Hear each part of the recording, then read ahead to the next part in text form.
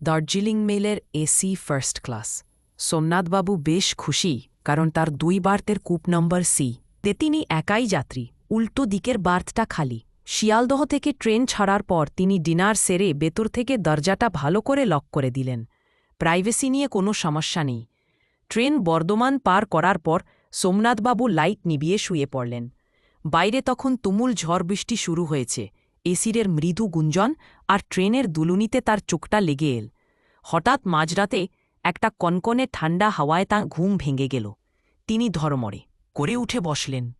কামরার জিরো পাওয়ারের নীলচে আলোয় যা দেখলেন তাতে তার বুকের রক্ত জল হয়ে গেল। ঠিক উল্টো দিকের বার্থটা, যেটা একটু আগেও খালি ছিল, সেখানে এক মহিলা বসে আছেন। পরনে লাল বেনারসি, কিন্তু সেটা জলে সম্পূর্ণ ভেজা। তার খোলা চুল দিয়ে টপ টপ করে জল ঝরছে মেজের কার্পেটের ওপর। সোমনাথবাবু ঢোক গিলে বললেন, কে কে আপনি? ভেতরে ঢুকলেন কি করে? দরজা তো লক করা।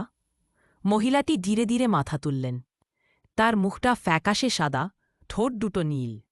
তিনি ফিসফিস করে বললেন, দরজা তো আমার জন্য বাধা নয় সোমনাথবাবু, আমি তো এই কামরাতেই থাকি। সোমনাথবাবু ভয়ে দরজার ল্যাচ খোলার চেষ্টা করলেন, কিন্তু হাত কাঁপছে। মহিলাটি বলে চললেন, আজ থেকে ১০ বছর আগে ঠিক আজকের রাতে আমার স্বামী আমাকে এই কূপে শ্বাসরোধ করে মেরেছিল। তারপর ফারাক্কা ব্রিজের ওপর দিয়ে গঙ্গা নদীতে ফেলে দিয়েছিল। ওই দেখুন, ফারাক্কা আসছে। বাইরে ট্রেনের চাকার শব্দ পাল্টে গেছে। বোঝা যাচ্ছে ট্রেন এখন ব্রিজের ওপর। লোহার গার্ডারের ঝমঝম শব্দ হচ্ছে। মহিলাটি হঠাৎ উঠে দাঁড়ালেন। তার ঘাড়টা অস্বাভাবিকভাবে বেঁকে গেলে একদিকে। তিনি জানলার কাচের দিকে এগিয়ে গেলেন এবং আর্তনাদ করে উঠলেন, আমি আসছি, আমি আসছি।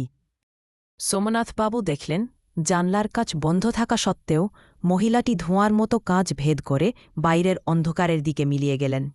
সঙ্গে সঙ্গে সোমনাথবাবু জান হারিয়ে মেজের ওপর পড়ে গেলেন।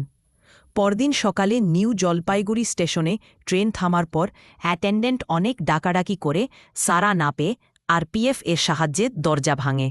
দেখা যায় সোমনাথবাবু মেজের ওপর অজ্ঞান হয়ে পড়ে আছেন। জান সেহার পর সোমনাথবাবু যখন ওই মহিলার কথা বললেন, অ্যাটেন্ডেন্ট ছেলেটির মুখ ভয়ে সাদা হয়ে গেল। সে তোতলামি করে বলল, স্যার, আপনি হয়তো জানেন না, এই সি কূপটাকে আমরা অভিশপ্ত কূপ বলি। ১০ বছর আগে এক নবিবাহিতা বধূকে এই কেবিনেই খুন করা হয়েছিল। তারপর থেকে ফারাক্কা ব্রিজ পার হওয়ার সময় এই কেবিনে একা থাকা যাত্রীরা প্রায় এক ভেজা লাল শাড়ি পরা মহিলাকে দেখতে পান।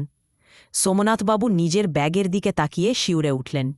এসি কামরার শুকনো মেজের কার্পেটে একজোড়া ভেজা পায়ের ছাপ তখনও স্পষ্ট।